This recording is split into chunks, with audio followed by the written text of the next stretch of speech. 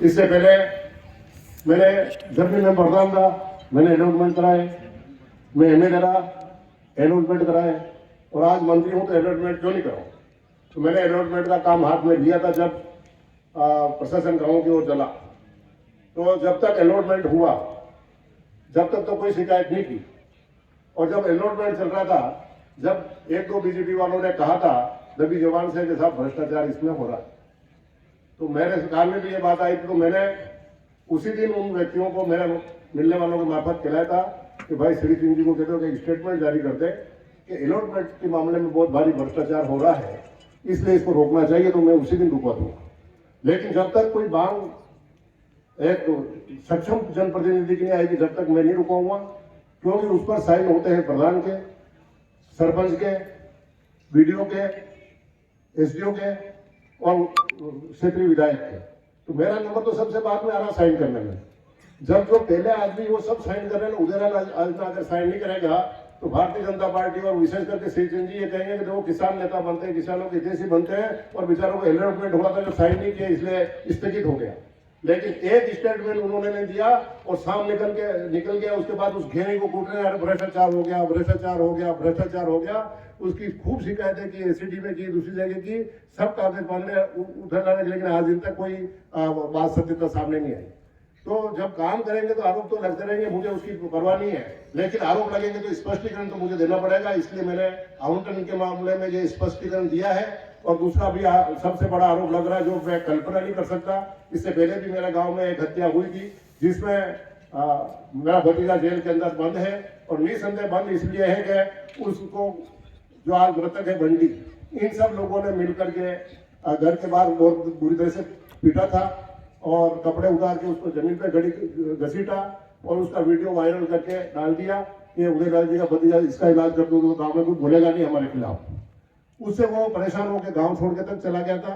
लेकिन जब बार बार टॉर्चर किया तो उसने उस वीडियो वायरल करने वाले लड़की की पिटाई की और अक्षमा की, तो ऐसी लग गई। तो मारा तो वो बाद में मोटरसाइकिल पर बिठा के भेज दिया, जा तेरे बॉस को बता देना जा कि मेरे साथ ऐसा करेगा तो इलाज करूंगा सबका। तो मारने की नीयत नहीं थी, लेकिन वो डेथ हो गई तो आज वो जेल में है। मैंने उस समय भी इन्होंने भारतीय जनता पार्टी के साथियों ने खूब आंदोलन किए, प्रदर्शन किए, आपसे कोई छुपा हुआ नहीं है। लेकिन मैंने कभी भतीजे का पक्ष नहीं लिया, वो आज भी जेल में बैठा हुआ है, इसमें कोई दो राय नहीं। आज एक अपराधी कहूँ या अपराधी भी नहीं कहूँ, लेकिन जिसका नाम पुलिस की रिकॉर्ड में है, इसमें कोई दो राय नहीं है। बंटी हल्दा भी हमारा गांव का है, उसकी कई अदावधी हो गई, उसका कोई मर्डर हो गया, उसमें ले दे के श्री चंद जी को और भारतीय जनता पार्टी को रात को सपने में पूछ लो कि सबसे बड़ा दुश्मन कौन है उनका, तो विक्रम आजना याद आता है। इसके अलावा किसी का ही खौफ इस व्यक्ति को नहीं है, क्योंकि विक्रम युवा है, एक्टिव है, रात दिन काम करता है। तो 3 चुनाव हो गए जब विक्रम पे बार बार हमला कर रहे हैं। अगर विक्रम भाई उसमें दोषी पाया जाएगा तो जेल में जाएगा, मेरी तरफ से उसकी कोई बचत नहीं होगी, इसमें कोई दोहराई नहीं है। और पुलिस से बार बार रोज एसपी साहब से बात कर रहा हूँ और उनसे निवेदन कर रहा हूँ कि आज आप जल्दी मुलजिमों का पता तो आपने लगा ही लिया है। उन्होंने आज बताया मुझे कि 4 मुलजिम है जिन्होंने फायर किया और नामजद भी कर लिए। तो पत्रकार वार्ता करके सामने रखना चाहिए, धरने पर बैठना नहीं है। तो एक सेकेंडरी चीज है, पुलिस को टाइम दिया बिगड़, पुलिस को टाइम दिया नहीं, जिस दिन हत्या हुई उस दिन धरने पर बैठ गए। उनको मालूम है कि अशोक गहलोत के राज में कानून व्यवस्था सुदृढ़ है, पुलिस मंजिल तक जरूर पहुंचेगी, अपराधियों को पकड़ लेगी। तो पुलिस को काम करने का समय नहीं दिया। उससे पहले जो आदेश दूसरे पुलिस के मुल्की में ऐसे लोग धरने पर बैठे रात दिन वहां पे और धरना दे रहे, 7 दिन का अनिश्चित काल का दे रहे। उन लोगों के घर पे भी कोई काम नहीं, इसलिए आगे धरने पर बैठ जाते हैं। कल मैं निकला था उधर, तो मैंने नितिन चतुर्वेदी को फोन लगाया, मेरे को संख्या कम पड़ रही हो तो मेरे को दे देना, मेरे आदमियों को भेज दूंगा, लेकिन तुम्हारा धरना तो ढंग से सफल करा लो कम से कम। तो इस प्रकार के आरोप लगाने वाले लोग बिना बात के चुनाव को देख करके मुद्दे बना रहे हैं। लेकिन मुझे ईमानदारी से अपने क्षेत्र की सेवा करनी है, जनता सम्मान देगी तो ये करेंगे, नहीं तो अपना काम धंधा करेंगे। आपके बीच में जैसे 90 से अभी तक है उसी गति से काम करते रहेंगे, उसमें किसी प्रकार की कोई कमी कभी आएगी नहीं। लेकिन इस प्रकार से बेबुनियाद आरोप लगाकर हत्यासरी के मामले में मेरे को और मेरे भांजे को घसीटना श्री चंद जी सरी की पार्टी के आदमियों को शोभा नहीं देता। उनको विचार करना चाहिए इसमें। मैंने सुना कि पुनिया जी को बुला रहे हैं, वसुंधरा जी बुला रहे हैं। मैं तो कहता हूँ अमित शाह जी को बुलाइए, गृह मंत्री को बुलाइए और काम करिए। राजस्थान पुलिस अपना काम करेगी और सत्यता सबके सामने आ जाएगी। इस प्रकार के लोग केवल गुमराह करने के लिए, विकास से काम हटाने के लिए। विकास हॉस्पिटल का काम सबसे बढ़िया हो रहा है, वो हजम नहीं हो रहा है, इसलिए इस प्रकार के आरोप लगा कर ये काम करना चाहते हैं। तो उनको मेरा खुला चैलेंज है, मेरा सबसे सकारात्मक संबंध है। जितना आरोप लगाना हो लगातार, निर्णय तो जनता करेगी, इसलिए आराम से काम करें।